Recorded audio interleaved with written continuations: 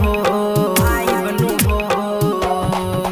तोहर भगवा के नशा उतारबनु हो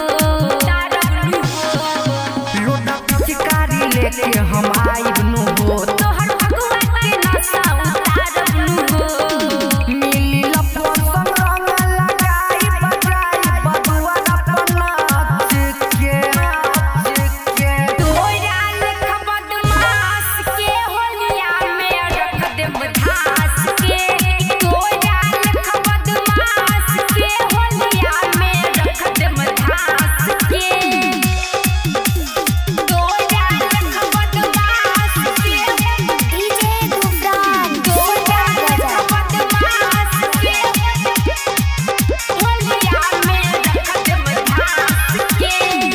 लागतारू तुहू बड़ी सुपर माल रंग दे हम ना बाबू चिकन अपन गाल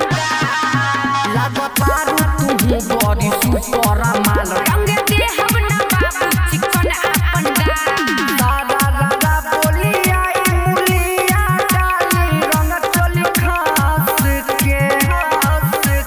तोरा लेख बदमाश के होलिया में रख देब धास के तोरा लेख बदमाश के होलिया में रख देब धास के recording by Rajeev rock film Supaul.